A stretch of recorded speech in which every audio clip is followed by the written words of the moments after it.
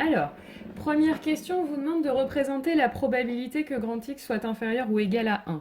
Donc là, c'est comme dans toutes les lois à densité, hein. En fait, il faut assurer l'aire sous la courbe, entre la courbe, l'axe des abscisses, les droites d'équation x égale 0, x égale 1. Donc c'est l'aire qui est représentée ici.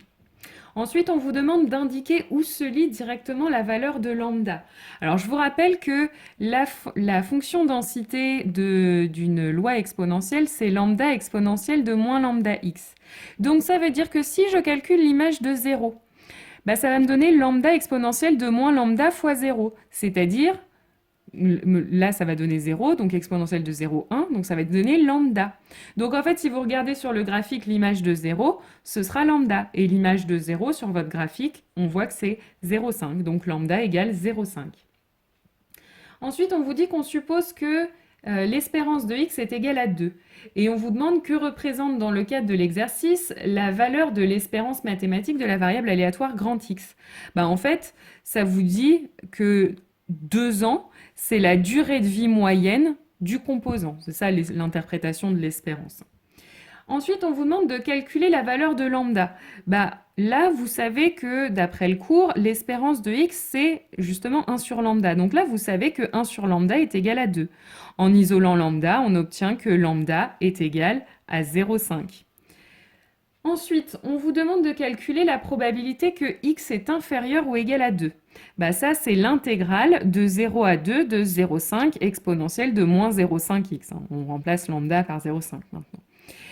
Donc, on va essayer de calculer cette intégrale. Donc là, on reconnaît u' exponentielle u avec u qui vaut moins 0,5x et u' qui vaut donc moins 0,5.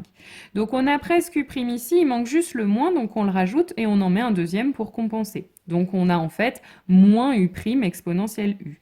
Donc la primitive, ce sera moins exponentielle u, c'est-à-dire moins exponentielle de moins 0,5u, de 0 à 2. Donc je remplace d'abord les x par 2.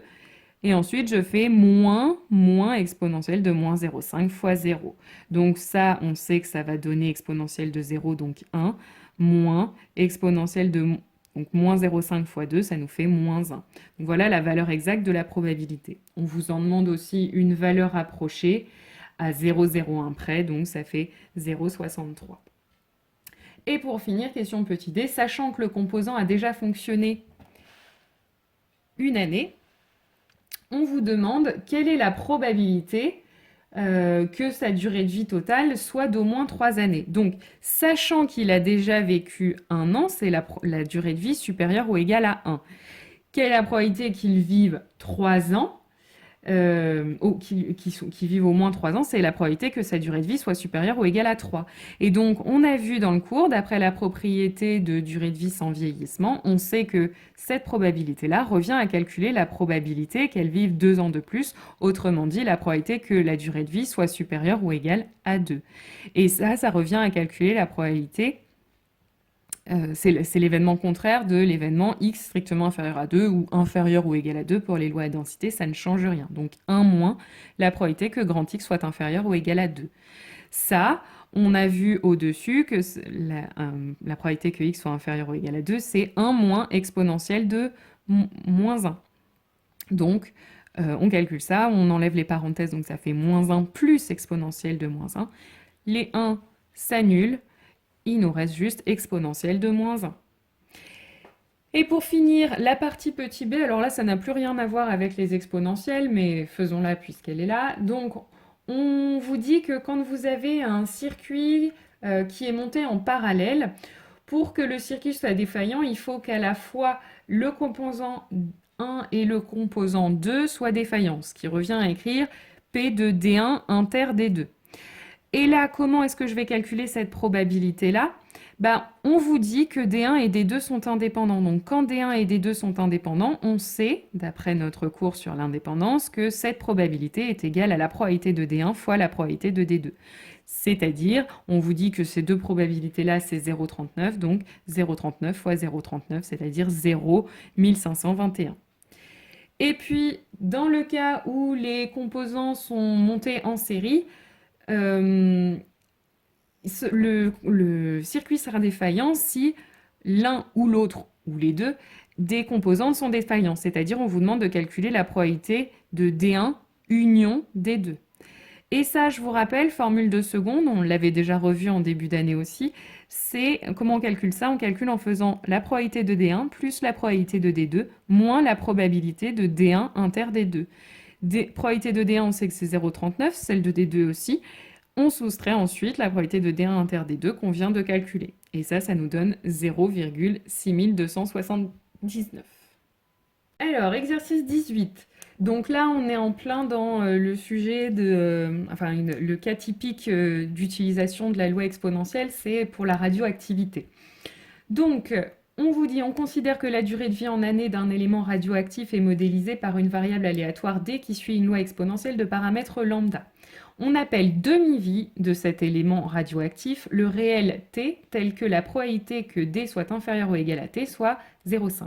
On vous demande de démontrer que t est égal à ln de 2 sur lambda. Donc nous, on sait que la probabilité que d soit inférieur ou égal à t, c'est 0,5, c'est-à-dire que l'intégrale de 0 à t de lambda exponentielle de moins lambda x est égale à 0,5. Donc cette intégrale, on va la calculer. Pour ça, je cherche une primitive, donc encore une fois, je reconnais u' exponentielle u, sauf que devant, j'ai pas tout à fait u', parce que u', ce serait moins lambda, là j'ai que lambda, donc je rajoute un moins et un deuxième pour compenser. Donc la primitive, ce sera moins exponentielle u, c'est-à-dire moins exponentielle de moins lambda x. Je calcule ça, je remplace d'abord les x par t, moins exponentielle en remplaçant x par 0, donc plus exponentielle de moins lambda fois 0.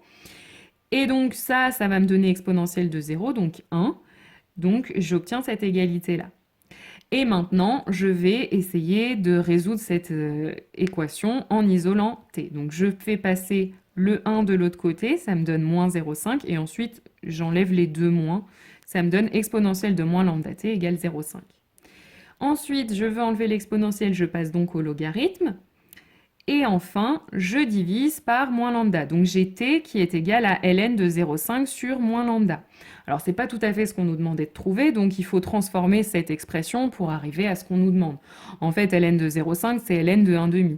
Et si vous vous rappelez des propriétés sur le logarithme, ln de 1,5, c'est la même chose que moins ln de 2. Et ensuite, j'ai un moins en haut, un moins en bas, il se simplifie, ça donne ln de 2 sur lambda, ce qu'on nous demandait de trouver. Alors ensuite, on vous dit la durée de la demi-vie du césium-137 est de 30 années.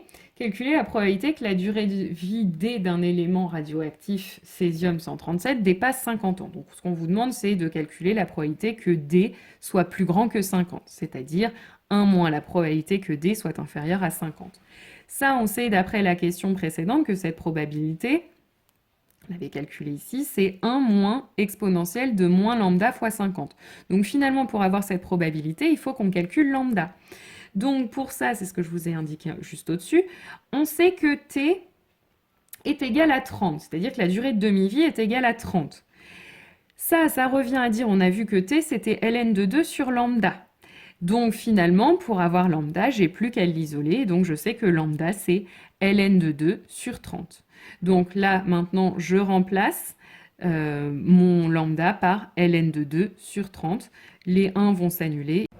Donc ça fait exponentielle de moins ln de 2 sur 30 fois 50. Ce qu'on peut éventuellement simplifier en exponentielle de moins 5 ln de 2 sur 3. Alors, exercice 19, on vous parle de durée de vie d'oscilloscope. Donc encore une fois, cas typique, on regarde les des durées de vie de composantes électroniques. Alors d'abord, on vous dit, sachant que la probabilité que x soit strictement supérieur à 10 est égale à 0,286, on vous demande de déterminer une valeur approchée de lambda. Donc, on se rappelle que pour calculer cette probabilité-là, ça revient à calculer 1 moins la probabilité que x soit strictement plus grand que 10, ce qui revient donc à me faire 1 moins 0,286. Ça donne 0,714. Maintenant, cette probabilité-là, on peut aussi la calculer grâce à une intégrale. Donc c'est l'intégrale de 0 à 10 de lambda exponentielle de moins lambda x. Bon, encore une fois, la primitive de cette fonction, ce sera moins exponentielle de moins lambda x. Je ne reviens pas sur les détails, on l'a fait quelques fois déjà. Et je remplace maintenant x par 10, d'abord, et puis ensuite moins, donc plus, exponentielle de moins lambda fois 0. Cette exponentielle va donner 1, c'est l'exponentielle de 0, donc moins exponentielle de moins 10 lambda.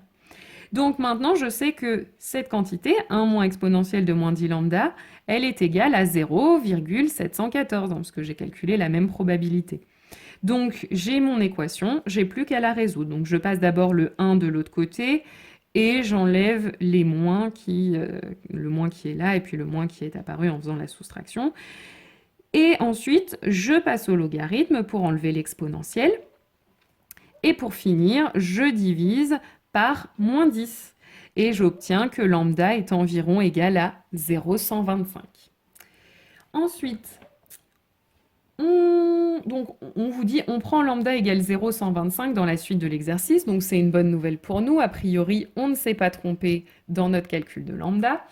On vous demande maintenant de déterminer m telle que la probabilité que grand X soit inférieur ou égal à m soit 0,5, puis d'interpréter le résultat obtenu. Donc là, encore une fois, je calcule cette probabilité-là en calculant cette intégrale. Même chose, la primitive, c'est toujours moins exponentielle de moins 0,125x, toujours en utilisant u' exponentielle u. Je remplace x par m, puis x par 0. J'obtiens 1 moins exponentielle de moins 0,125m égale 0,5.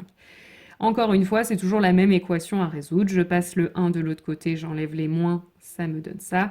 Je passe au logarithme et je divise par 0,125.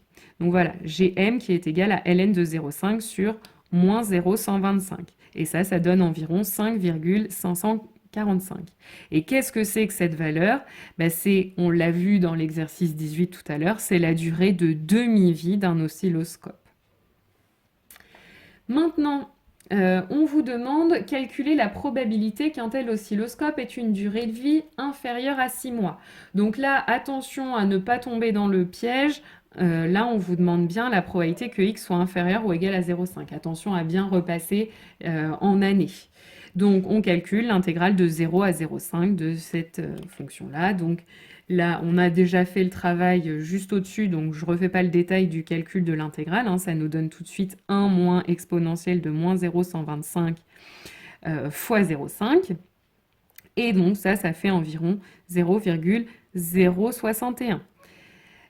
Maintenant, dernière question, sachant qu'un appareil a déjà fonctionné 8 années, quelle est la probabilité qu'il ait une durée de vie supérieure à 10 ans? Donc ça, il faut donc, s'il a déjà vécu 8 années, c'est que sa durée de vie est plus grande que 8. Quelle est la probabilité que sa durée de vie soit plus grande que 10? Donc ça, c'est encore une fois, on utilise la propriété de non-vieillissement, et donc ça revient à calculer la probabilité qu'il vive 2 ans de plus, c'est-à-dire la probabilité que grand X soit supérieur ou égal à 2. Ce qui revient à calculer 1 moins la probabilité que grand X soit inférieur ou égal à 2. Et ça, encore une fois, d'après ce qu'on a déjà fait précédemment, c'est égal à 1 moins exponentielle de moins 0,125 fois 2. Donc, si on calcule une valeur approchée de ce résultat, ça fait 0,770.